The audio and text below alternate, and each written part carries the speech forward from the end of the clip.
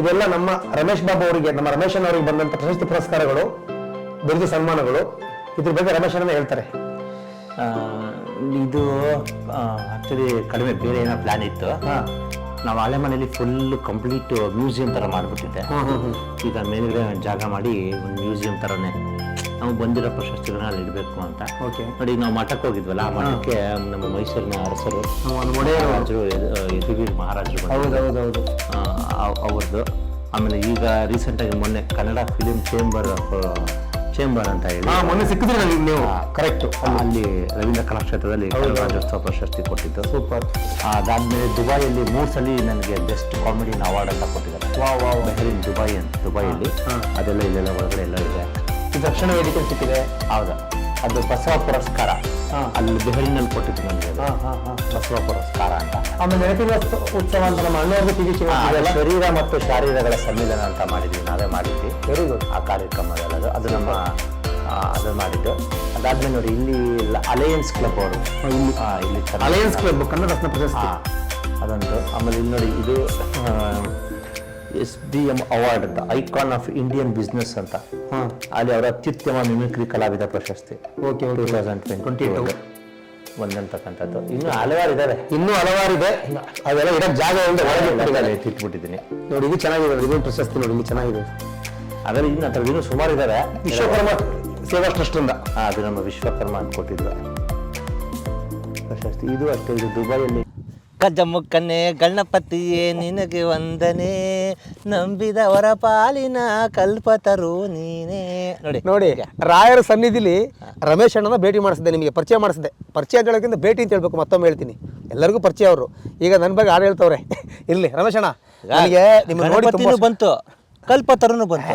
ಕರೆಕ್ಟಾ? ಯಾಕೆಂದ್ರೆ ಗಣಪ ಈಗ ನೋಡಿ, ಅದಕ್ಕೆ ಹೇಳೋದು, ಬ್ಯಾಚುಲರ್ ಮನೆಗೆ ಯಾವತ್ತೂ ಹೋಗ್ಬಾರ್ದು. ಸಂಸಾರಿಕರ ಮನೆಗೆ ಹೋದ್ರೆ, ಅಣ್ಣ ಇವಾಗ ಬಂದ್ರೆ ಬನ್ನಿ ಕೈ ಕಾಲು ತೊಳೀರಿ, ಊಟ ಮಾಡಿ, ಹಪ್ಳ ಹಾಕ್ಲಾ ಸಂಡಿಗೆ ಹಾಕ್ಲಾ ಅಂತ ಕೇಳ್ತಾರೆ. ಅಕಸ್ಮಾತ್ ಇನ್ನೂ ಹೆಚ್ಚಿಗೆ ಅವ್ರು ಪ್ರೀತಿ ಪಟ್ಟರೆ, ಅಣ್ಣ ಏನು ತಿಂತೀರಾ ಅಂತ ಕೇಳ್ತಾರೆ ಅಲ್ವಾ. ಕಾಫಿ ಕೊಡ್ತಾರೆ ಒಂದು ಲೋಟದಲ್ಲಿ. ಇವರು ಬನ್ನಿ ಬನ್ನಿ ಬನ್ನಿ ಬನ್ನಿ ಬನ್ನಿ ಬನ್ನಿ ಅಂತ ಅಂದ್ಬಿಟ್ಟು ಕರ್ಕೊಂಡು ಹೋಗ್ಬಿಟ್ಟು ಅರ್ಧ ಲೀಟ್ರು ಬೂಸ್ಟು ಏನಾಗಿ ಒಂದು ವಾರಕ್ಕಾಗೋಷ್ಟು ಒಟ್ಟಿಗೆ ಕೂರ್ಸೋರು. ಅದು ಈಗಲ್ಲ, 15 ವರ್ಷದ ಕೆಳಗಡೆ. ಅವಾಗ್ಲಿಂದನೂ ನನಗೆ ಗಣಪ ಪರಿಚಯ, ನೆನಪಿಟ್ಕೊಂಡಿದ್ದಾರೆ. ಆಮೇಲೆ ಇನ್ನೊಂದು ವಿಷಯ ಏನಪ್ಪ ಅಂತಂದರೆ, ಇವರು ನನಗೆ ಪರಿಚಯ ಆಗಿದೆ ಒಂದು ವಿಚಿತ್ರ ಬಸ್ಸಲ್ಲಿ ಸಾಮಾನ್ಯವಾಗಿ ನನಗೆ ಎಲ್ಲ ಸುಮಾರು ಜನ ಕಲಾವಿದರುಗಳಿಗೆ ಎಲ್ಲ ಅಲ್ಲಿ ಪರಿಚಯ ಆಗ್ತಾರೆ. ಎಲ್ಲರೂ ನಾನು ನೆನಪಿಟ್ಕೊಳಕ್ಕಾಗಲ್ಲ. ಕೆಲವರು ಮಾತ್ರ ಮನದಲ್ಲಿ ಸದಾಕಾಲ ಇರ್ತಾರೆ. ಹಾಗಾಗಿ ತುಂಬ ಟಚ್ಚಲ್ಲಿ ಇರ್ತೀವಿ ನಾವು, ಅವಾಗವಾಗ ಫೋನಲ್ಲಿ ಇರ್ತೀವಿ. ಬಟ್ ಇವತ್ತು ಅವ್ರದ್ದೇ ಆದಂಥ ಶ್ರೀಗಂಧ ನನ್ನ ಆತ್ಮೀಯ ಗೆಳೆಯ, ಸಹ ಗೆಳೆಯರವರು. ನಮ್ಮ ಅವರು ಈಗ ಶ್ರೀಗಂಧ ಟಿವಿ ಅಂತ ಹೇಳಿ ಒಂದು ಯೂಟ್ಯೂಬ್ ಚಾನಲನ್ನು ಮಾಡಿದ್ದಾರೆ. ಅವರ ಶ್ರೀಗಂಧ ಚೆನ್ನಾಗಿದೆ, ಹೆಸರಲ್ಲೇ ಒಳ್ಳೆಯ ಗಂಧ. ಅದು ಹೇಳ್ತಾರಲ್ಲ, ಅಣ್ಣವ್ರು ಹೇಳ್ಬಿಟ್ಟಿದ್ರಲ್ಲ, ತೇಯುತ್ತಲಿದ್ದರು ಗಂಧದ ಪರಿಮಳ ತುಂಬಿ ಬರಬಹುದು. ನೋಡಿ, ಇವ್ರು ಹೀಗೇನೆ ಅದ್ಭುತ ಕಲಾವಿದರು, ಒಳ್ಳೆ ಹಾಸ್ಯ ನಟ.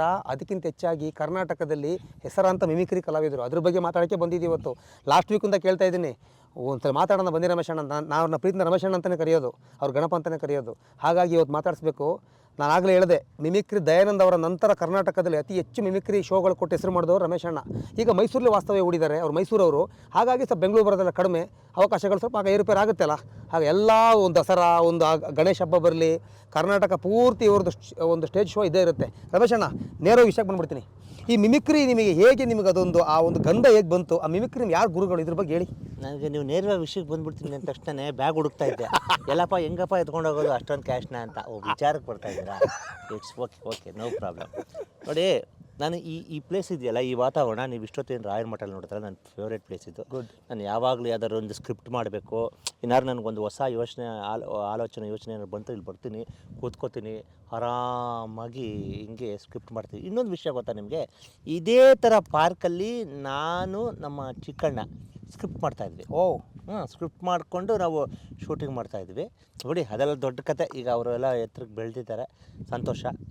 ನಮ್ಮವರು ನಮ್ಮ ಕನ್ನಡಿಗರು ಅಷ್ಟೇ, ನಮ್ಮ ಕನ್ನಡಿಗರು ಅಷ್ಟೇ. ಇವಾಗ ಫಾರ್ ಎಕ್ಸಾಂಪಲ್, ಇವಾಗ ನೋಡಿ, ಗಿಲ್ಲಿನೇ ನೋಡಿ, ಯಾರು ಎಕ್ಸ್ಪೆಕ್ಟ್ ಹಿಂಗೆ ಹೋಗ್ಬಿಟ್ರು ಅಲ್ವಾ? ಗಿಲ್ಲಿನೇ ಹಿಂಗೆ ಹೊಡೆದ್ರೆ ಗಿಲ್ಲಿ ಜಿಂಕ್ ಅಂತ ಆರ್ಬಿಡ್ತಲ್ಲ, ಹಂಗೆ ಗಿಲ್ಲಿ ಆರ್ಬಿಟ್ರು. ನಾವು ಮತ್ತೆ ಭೇಟಿ ಮಾಡಿದೀವಿ ಭೇಟಿ ಮಾಡಿದ್ದೀವಿ ನಾವು. ಅದಕ್ಕೆ ಹೇಳೋದು, ಕನ್ನಡದ ಕಲಾವಿದ್ರು ಬೆಳಿಬೇಕು ಅಷ್ಟೇ, ಕಲಾವಿದ್ರು ಬೆಳಿಬೇಕು ಅಲ್ವಾ? ಈಗ ನೋಡಿ, ಈಗ ಇಂಡಸ್ಟ್ರಿಯಲ್ಲಿ ಯಾರಿದ್ದಾರೆ? ಕೆಲವು ನಟರುಗಳನ್ನ ಮಾತ್ರ ನಾವು ಇವಾಗ ನೋಡಬೇಕಾಗಿದ್ದ ಪರಿಸ್ಥಿತಿ ಬಂದಿದೆ. ಅದಕ್ಕೋಸ್ಕರ ನೆಕ್ಸ್ಟ್ ಜನ್ರೇಷನ್ಗೆ ಇನ್ನಷ್ಟು ಕಲಾವಿದರುಗಳು ಬರಲಿ, ನಮ್ಮ ಚಿತ್ರರಂಗ ಬೆಳೀಲಿ, ನಮ್ಮ ಭಾಷೆ. ಎಲ್ಲರೂ ಒಂದು ಮಾತು ಹೇಳ್ತಾರೆ ಗಣಪತಿ, ಕನ್ನಡ ಬೆಳಿಬೇಕು ಅಂತ. ಕನ್ನಡ ಬೆಳೆದಿದೆ ಆಲ್ರೆಡಿ, ಬಳಸಿ ಸಾಕು, ಅದನ್ನು ಬಳಸ್ಬೇಕು ಇವರು. ಅದನ್ನು ಬಳಸಿದ್ರೆ ಅದೇ ಬೆಳೆಯುತ್ತೆ. ಹೌದು ಅಲ್ವಾ? ಈಗ ಯಾರು ಬರ್ತಾ ಇದ್ದಂಗೆ ಅವ್ರು ಯಾರೋ ಬಂದ್ಬಿಟ್ಟು ಸಾಬ್ ಬೆಂಗಳೂರು ಜನ ಅಂದರೆ ಆ ಬೆಂಗಳೂರು ಬಸ್ ಮೇ ಜಾಕೆ ಟ್ರೈನ್ ಮೇ ಅಂತೀವಿ. ಅಲ್ಲ, ಬೆಂಗಳೂರಿಗೆ ಹೋಗ್ಬೇಕಾ, ಬಸ್ಸಲ್ಲಿ ಹೋಗಪ್ಪ ಅಂದ್ರೆ ಅವ್ನು ಅರ್ಥ ಮಾಡ್ಕೊತಾನೆ, ಕಲಿತಾನೆ ಅಲ್ವಾ? ಕಲಿತಾನೆ. ನೀವು ಏನು ಹೇಳಿದೆ ಹಂಗೆ ಅಂದ್ಬಿಟ್ರೆ ಹಂಗೆ ಆಗ್ಬಿಡುತ್ತೆ. ಅವ್ರಿಗಿಂತ ಮೊದಲು ನಾವೇ ಅವ್ರ ಭಾಷೆ ಮಾತಾಡ್ಬಿಡ್ತೀವಿ. ಅದು ಕನ್ನಡ ಎಲ್ಲಿ ಬೆಳೆಯುತ್ತೆ? ಬೆಳೆಯಲ್ಲ. ಹಂಗಾಗಿ ನಮಗೆ ಇನ್ನು ವಿಚಾರಕ್ಕೆ ಬಂದ್ಬಿಡ್ತೀನಿ. ಈಗ ಈ ಮಿಮಿಕ್ರಿ ಅಂತಂದರೆ ಇದು ಅನುಕರಣ ಕಲೆ. ಹೌದು, ಎಲ್ರಿಗೂ ಒಲಿಯಲ್ಲ ಇದು, ಎಲ್ರಿಗೂ ಒಲಿಯಲ್ಲ ಇದು. ಹೌದು, ಅಲ್ಲ ಇದೆ, ಎಲ್ಲರೂ ಮಾತಾಡ್ಬೋದು. ಯಾಕೆಂದರೆ ನಿಮಗೊಂದು ಶಾರೀರ ಅಂದಿದೆ, ನಿಮಗೂ ಒಂದು ನೀವು ಮಾತಾಡ್ಬೋದು. ಬಟ್ ಆದರೆ ಪ್ರಯತ್ನ ಮಾಡಲ್ಲ. ಆ ಪ್ರಯತ್ನಕ್ಕೆ ತಕ್ಕ ಹಾಗೆ ನಮಗೆ ಇಲ್ಲಿ ಧ್ವನಿ ಸ್ಪಂದಿಸ್ಬೇಕು. ಈಗ ಸಡನ್ನಾಗಿ ನೀವು ಅವ್ರ ಥರ ಮಾತಾಡಿ ಅಂದರೆ ಹೆಂಗೆ ಬರುತ್ತೆ? ಹೌದು, ಅದು ಚಾಲೆಂಜ್. ನಾನು ಎಷ್ಟೋ ಸರಿ ನಮ್ಮ ENT ಡಾಕ್ಟ್ರನ್ನ ನಾನು ಕೇಳಿದ್ದೀನಿ, ಸರ್ ಅದು ಹೆಂಗೆ ಸರ್ ಸಾಧ್ಯ ಅಂತ. ಅವ್ರು ಹೇಳ್ತಾರೆ, ಧ್ವನಿ ಪೆಟ್ಟಿಗೆ ಇದೆಯಲ್ಲ, ಅದು ಕೆಲವ್ರಿಗೆ ಒಳಗಡೆ ಟರ್ನ್ ಆಗುತ್ತೆ, ಬೇರೆ ವಾಯ್ಸ್ ಟರ್ನ್ ಆಗುತ್ತೆ, ಕೆಲವ್ರಿಗೆ ಆಗಲ್ಲ. ಅದಕ್ಕಿಂತ ಹೆಚ್ಚಾಗಿ ಈಗ ನಾನು ಹಿಂಗೆ ಕೂತ್ಕೊಬಿಟ್ಟು ಯಾರ ಥರ ಮಾತಾಡಿದ್ರೆ ಬರಲ್ಲ. ಈಗ ನಾನು ಹಿಂಗೆ ಕೂತ್ಕೊಂಡ್ಬಿಟ್ಟು ಸಾಮಾನ್ಯವಾಗಿ ದಿವೇಂದ್ರ ಗೋಪಾಲ್ ಥರ ಮಾತಾಡ್ತೀವಿ, ಶಿವನೇ ಶಂಭುಲಿಂಗ ಅಂತೀವಿ. ಎನ್ನ ಥರ ಅಪ್ಪ ಬರಲ್ಲ ಅನ್ನೋದು, ಶಿವನೇ ಶಂಭುಲಿಂಗ ಬಂತು. ಆಹಾ ಗಣಪ, ಎಷ್ಟು ವರ್ಷ ಆಯ್ತು ನಿಮ್ಮನ್ನ ನೋಡಿ, ಬಂತ ಸೂಪರ್. ಗಣಪ ರಾತ್ರಿಗೆ ಸಿಗೋಣ ಬಂತ, ಅಷ್ಟರ ಗಣಪ ಬಂತ ನೋಡಿ, ಹೀಗೆ ಬಂದ್ಬಿಡುತ್ತೆ. ನೀವು ಆ ಥರ. ಅದ್ರ ಜೊತೆಗೆ ನಿಮಗೆ ಮೇಯ್ನಾಗಿ ಪರಕಾಯ ಪ್ರವೇಶ. ಆ ಪರಕಾಯ ಪ್ರವೇಶ ಬಂದಾಗಲೇ ನಿಮಗೆ ವಾಯ್ಸ್ ಓಪನ್ ಆಗೋದು. ನನಗೆ ಚಿಕ್ಕ ವಯಸ್ಸಿಂದ ನಾನು ನಮ್ಮ ಅಜ್ಜಿ ಥರ, ನಮ್ಮ ತಾತನ ಥರ, ನಮ್ಮ ಮಾವನ ಥರ ಎಲ್ಲರ ಥರನೂ ಮಾತಾಡ್ತಿದ್ದೆ. ಸ್ಕೂಲಲ್ಲಿ ನಮ್ಮ ಒಬ್ಬರು ಮೇಷ್ಟ್ರು ಮುನಿರತ್ನ ಮೇಷ್ಟ್ರು ಅಂತ, ಅವರೇ ನನ್ನ ಫೇವ್ರೆಟ್ಟು. ಅವರು ಶರ್ಟೆಲ್ಲ ಬಿಚ್ಚಿಬಿಟ್ಟೆಲ್ಲ ಪಾಠ ಮಾಡಿಬಿಡೋರು. ಬಿಚ್ಚಿಬಿಟ್ಟು ಹಂಗೆ ನ್ಯಾಚುರಲ್ ಆ್ಯಕ್ಟ್ ಮಾಡೋದು. ಸೂಪರ್ ಪಂಚಾಲಿ ಭದ್ರಕಾಳಿ ಅನ್ನೋರು. ಅದೇ ವಾಯ್ಸ್ ರೀ, ಅದೇ ವಾಯ್ಸು. ನಮ್ಮ ನೋಡಿದ್ರೆ ಅವ್ರಿಗೆ ಪಾಠ ಮಾಡ್ತಿದ್ರು, ಏನು ಮಾಡ್ತಿರೋ ಗೊತ್ತಿಲ್ಲ ನನಗೆ. ಅವರ ಪಾಠಕ್ಕಿಂತ ಅವರ ಕಲೆ ನನಗೆ ವೆರಿ ಎಕ್ಸೆಂಟ್. ನನಗೆ ಅದನ್ನು ರೂಢಿಸ್ಕೊಬಿಟ್ಟಿದ್ದೆ ನಾನು. ಆಮೇಲೆ ಡ್ಯಾನ್ಸ್ ಅಂತ ನೀವು ನೋಡಿರ್ಬೋದು. ನೀವೇ ನಮ್ಮ ತಾಯಿ ತಂದೆ break dance super. Vinod Raj ಅವರು ಏನು ಬ್ರೇಕ್ ಡ್ಯಾನ್ಸ್ ಮಾಡಿದ್ದಾರೆ. ನಾನು ಅವ್ರನ್ನ ನೋಡಿ ಕ್ಯಾಸೆಟ್ ಕೇಳಿ ಸ್ಕೂಲಲ್ಲಿ ನಾನು ಡ್ಯಾನ್ಸ್ ಮಾಡೋದು ಶುರು. ಡ್ಯಾನ್ಸ್ ಮಾಡ್ತಿದ್ದೆ ನಾನು ಸ್ಕೂಲಲ್ಲಿ. ಬೇರೆ ಹಿಂಗೆಲ್ಲ ಕೈಯೆಲ್ಲ ಹಿಂಗೆಲ್ಲ ಅನ್ನೋದು ಮಾಡ್ತಿದ್ನಲ್ಲ. ಮೇಷ್ಟ್ರು ಅವಾಗ ಏನು ಸ್ಕೂಲಲ್ಲಿ ಏನಮ್ಮ ಹಿಂಗೆ ಡ್ಯಾನ್ಸ್ ಮಾಡ್ತೀವ, ಸಾಕ ಮಾಡ್ತೀವ ಗುರು ಅಂದ್ಬಿಟ್ರೆ ಏನು ಫುಲ್ ಬಿಲ್ಡಪ್. ನಮ್ಮದೇ ಮೂಗಿಡಿದ್ರೆ 3 ಅಕ್ಷರ ಬರ್ತಿರ್ಲಿಲ್ಲ. ಸ್ಕೂಲ್ ನಮ್ಮ ಟೀಚರ್ ಹಂಗೆ ಬೈಯೋರು ಯಾವಾಗಲೂ, ಥೂ ನಿನ್ನ ಮೂಗಿಡಿದ್ರೆ 3 ಅಕ್ಷರ ಬರಲ್ವಲ್ಲೋ, ಆಹಾ ಚೆನ್ನಾಗಿ ಕುಣಿತೀಯ, ಚೆನ್ನಾಗಿ ಡ್ಯಾನ್ಸ್ ಮಾಡ್ತೀಯ. ನಮ್ಗೆ ಓದೋದ್ರ ಬಗ್ಗೆ ಇಂಟ್ರೆಸ್ಟ್ ಇಲ್ಲ, ಕಲೆ ಮೇಲೆ ಒಲವು ಜಾಸ್ತಿ. ಹಂಗಾಗಿ ಏಕಪಾತ್ರ ಅಭಿನಯ ಮಾಡಿದ್ದೆ ನಾನು.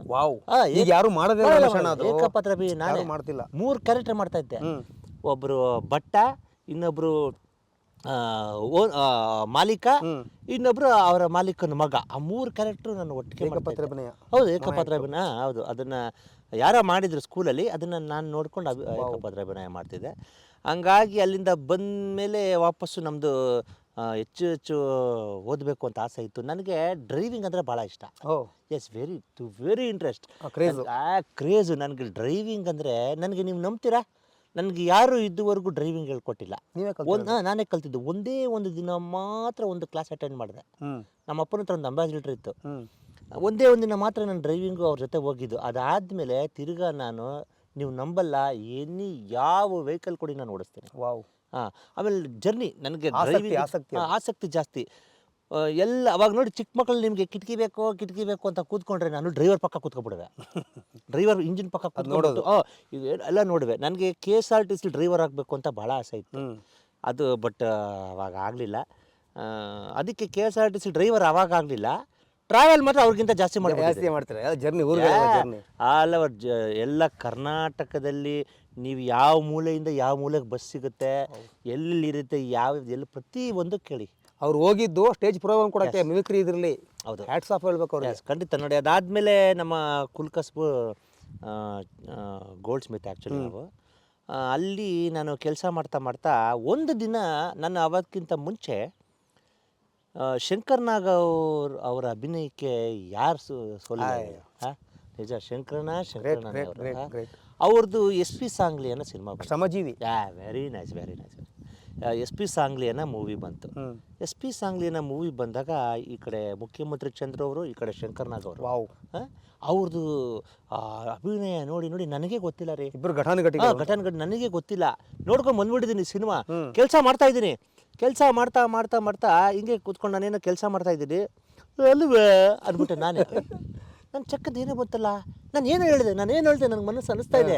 ನನಗೆ ಅದನ್ನು ವ್ಯಕ್ತಪಡಿಸೋಕೆ ಬರ್ತಾ ಇಲ್ಲ. ಸಿನಿಮಾ ಬರ್ತಾ ಇಲ್ಲ. ನನ್ನ ಫ್ರೆಂಡ್ ಎದುರುಗಡೆ ಕೂತ್ಕೊಂಡು ಅವ್ನು ಕೆಲಸ ಮಾಡ್ತಿದ್ದ. ಅವನು ಹಿಂಗೆ ನೋಡ್ದ, ಏನೋ ಹೇಳ್ದೆ ಕಣ ನೀನು, ನಾನು ಏನು ಹೇಳಿದೆ ಹೇಳು ಇನ್ನೂ ಸರಿ ಹೇಳಿದ್ದ ಅಲ್ವೇ ಅಂದೆ. ಅವರು ಮುಖ್ಯಮಂತ್ರಿ ಚಂದ್ರು ಕಣೋ ಅಂದ್ಬಿಟ್ಟ. ಹೌದಾ ಅಂದ್ಬಿಟ್ಟೆ. ನಿಮಗೆ ಗೊತ್ತಿಲ್ಲ? ನನಗೆ ಗೊತ್ತಿಲ್ಲ. ಆಮೇಲೆ ನಾನು ಸಿನಿಮಾ ನೋಡಿದೆ ಗುರು. ಆಮೇಲೆ ನನಗೊಂದು, ನೀವು ನಿಜವಾಗ್ಲೂ ನೀವು ನಂಬಲ್ಲ ಗಣಪ, ನೋಡಿ ಚಿಕ್ಕ ವಯಸ್ಸಲ್ಲಿ ಸಾಕಾತಾಗಿ ರೀಲ್ ಬಿಡ್ತೀಯ ಅಂತಿದ್ರು, ಕರೆಕ್ಟಾ? ಹಂಗೆ ರೀಲ್ ಬಿಡೋದ್ರಲ್ಲಿ ಜೂಯಿ ಬಿಡೋದ್ರಲ್ಲಿ ಎತ್ತಿದ ಕೈ ನಾನು. ರೀಲ್ ಬಿಡೋದ್ರಲ್ಲಿ ನೀವು ನಂಗಲ್ಲ. ಒಂದು ಸಿನಿಮಾ ನೋಡ್ಕೊ ಬಂದರೆ ಆ ಸಿನಿಮಾ ಥರನೇ ವೇಷ ಭೂಷಣ, ಆ ಜಿಪ್ ಹಾಕೊಳ್ಳೋದು, ಜಿಪ್ಪು ಸೌಂಡ್ ಎಲ್ಲ ಮಾಡ್ತಿದ್ದೆ ನಾನು. ಅದೇ ಬಂದ್ಬಿಡೋದು. ಪ್ರಭಾಕರ್ ಥರ ನಂಗೆ ಅಂತ ಅವೆಲ್ಲ ಹಂಗಲ್ಲ ಆಕ್ಷನ್ ಹಂಗಂಗೆ ಮಾಡ್ತಾ ಇದ್ದೆ. ಆ ಹೀರೋಗಳು ಎಷ್ಟು ನಮ್ಮನ್ನು ಕಾಡಿರ್ತಾರೆ ಅವಾಗ, ಎಷ್ಟು ನಮ್ಮನ್ನು ಇದು ಮಾಡಿರ್ತಾರೆ. ಬ್ಯೂಟಿಫುಲ್. ನೀವು ಅಲ್ವಲ್ಲ.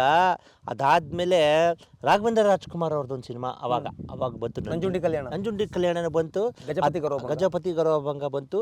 ಅದಾದ್ಮೇಲೆ ಇದು ಕಲ್ಯಾಣ ಮಂಟಪ ಸಿನಿಮಾ ಬಂತು. ಅವಾಗ ನನ್ಗೆ ಆ ಸಿನಿಮಾ ಭಾಳ ಇಷ್ಟ ಆಗ್ಬಿಡ್ತು. ಅವ್ರ ಸಿನಿಮಾ ನಾನು ಹೆಚ್ಚು ಕಮ್ಮಿ 8 ಸರಿ ನೋಡಿದ್ದೀನಿ ಆ ಸಿನಿಮಾ. ಅದಲ್ಲಿ ಓಹೋ ಅಂತ ನನಗೆ ಕೊಟ್ಟಾಕಲ್ವಾ ಅಮ್ಮಣ್ಣಿ ಅನ್ನೋರವರು. ಅದು ಆ ಥರ ಹಂಗೆ ಮಾಡಿದ್ರಿ ಇವಾಗ. ಆ ಥರ ವಾಯ್ಸೆಲ್ಲ ನನಗೆ ಇಷ್ಟ ಆಯಿತು. ಫೈನಲ್ ಆಗಿ ನಮ್ಮೂರ ಮಂದಾರ ಸಿನಿಮಾ, ಆ ಸಿನಿಮಾ ನನಗೆ ಬ್ರೇಕ್ ಕೊಟ್ಟಂಥ ಮೂವಿ. ನಿಮ್ಮ ಲೈಫ್ಗಳು? ಹೌದು. ಅಡ್ಮಿಷನ್ ಆಫ್ ದ ಮಿಮಿಕ್ರಿಗೆ ನನಗೆ ಅಡ್ಮಿಷನ್ ಅದು ಸಿನಿಮಾ. ಈ ಕಡೆ ರಮೇಶ್, ಈ ಕಡೆ ಪ್ರೇಮ, ಈ ಕಡೆ ಶಿವಣ್ಣ. ಓಕೆನಾ? ಲಾಸ್ಟ್ ಕ್ಲೈಮ್ಯಾಕ್ಸ್, ಅದ್ಭುತ ಕ್ಲೈಮ್ಯಾಕ್ಸ್. ಆ ಕ್ಲೈಮ್ಯಾಕ್ಸ್ ಪ್ರಿಂಟ್ ನಾನು ವಾಯ್ಸ್ ಮಾಡ್ತಾ ಇದ್ದೆ. ಪ್ರಿಂಟ್ ಒಂಚೂರು. ಬಟ್ ಅದು ಪ್ರೇಮ ಅವ್ರಿಗೆ dubbing artist Sunita Pandit madam ಅವ್ರು ಮಾಡಿದ್ದು ನಮಗೆ ಗೊತ್ತಿಲ್ಲವಲ್ಲ. ಪ್ರೇಮ ಅವರೇ ಅಂತ ಅನ್ಕೊಂಡ್ಬಿಟ್ವಿ ನಾವು. ಹಿಂಗೆ ಅಂದೆ. ಸುಮಾರು ವರ್ಷ ಆಯಿತು, ಟ್ರೈ ಮಾಡ್ತೀನಿ ಮಾಡಿ. ನಿಜವಾಗ್ಲೂ ಕಣು, ಸ್ನೇಹ ಅಂದರೆ ನಿಮ್ಮದೇ ಕಣು ಅನ್ನೋರು ಅಂತ ಅವರನ್ನು ಶಿವಣ್ಣ ಆ ಕಡೆ ಹೇಳ್ತಾರೆ. ಖಂಡಿತ ಇಲ್ಲ, ಆ ಥರ ಏನಿಲ್ಲ. 2 ಕೈ ಚಪ್ಪಾಳೆ ಹೊಡ್ತಾನೆ, ಚಪ್ಪಾಳೆ ಅಂತೇನಿಲ್ಲ, ಚಿಟ್ಕೊಂಡು ಹೊಡಿಬೋದಲ್ಲ ಅಂತ ಅವರನ್ನವರು. ಈ ಕಡೆ ರಮೇಶ್ ಅವರು ಇಲ್ಲ ಕಣೋ, ಬಾಸು ಇಲ್ಲ ಕಣೋ, ಅವನು ನಿಜವಾಗ್ಲೂ ಪ್ರೀತಿ ಮಾಡ್ತಾರದೆ ನಿನ್ನನ್ನು. ಸ್ನೇಹಿತರು ಅಂದರೆ ನಿನ್ನ ಕಡೆ ಇಲ್ಲ, ಅವನು ಪ್ರೀತಿ ಮಾಡ್ತಾ ಇರೋದು ನಿನ್ನ ಆ ಥರದ್ದೆಲ್ಲ ಸೂಪರ್. ಆ ರಮೇಶ್ ಅವರು, ಇವಾಗ ರಮೇಶ್ ಅರವಿಂದ್ ಅವ್ರ ವಾಯ್ಸ್ ಬೇರೆ ನಮಸ್ಕಾರ, ನಾನು ಒಬ್ಬರಿದ್ದೀವಿ ರಮೇಶ್ ಅರವಿಂದ್ ಮಾತಾಡ್ತಾ ಇದ್ದೀರಿ. ಅದೊಂದು ಇವತ್ತು ವಾರ ಅಂತ ಬರ್ತಾ ಇದ್ದಂಗೆ ಒಬ್ಬೊಬ್ಬರು ಸೆಲೆಬ್ರಿಟೀಸ್ನ ನಾವು ನೋಡುವಂಥ ಸಮಯ. ಇವರು VM ರಮೇಶ್ ಅಂತ ಮೈಸೂರಿನವರು ಹುಟ್ಟಿದ್ದು 1979. ಪ್ರತಿಭೆ ಅಪ್ಪಾರ ಅಂತ ಇವಾಗ ಮಾಡ್ತಾರೆ. ಬಟ್ ಇದೆಲ್ಲ ಒಂದಿನ ಬಂತು. ಆಮೇಲೆ ನನಗೆ ಸ್ವಲ್ಪ ಇಂಗ್ಲೀಷ್ ನನಗೆ ಮಾತಾಡೋಕ್ಕೆ ಬರಲ್ಲ, ಬಟ್ ಅರ್ಥ ಮಾಡ್ಕೋತೀನಿ, ಬಟ್ ಕ್ಯಾಚ್ ಮಾಡ್ತೀರಾ, ಗೇಜ್ ಮಾಡ್ಕೋತೀನಿ. ಹೌದು, ಎಸ್. ಕ್ರಿಕೆಟ್ ಅಂದರೆ ನನಗೆ ಭಾಳ ಇಷ್ಟ.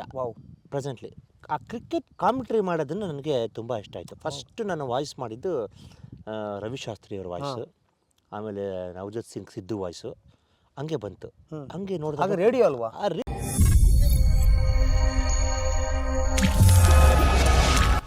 ಶ್ರೀಗಂಧ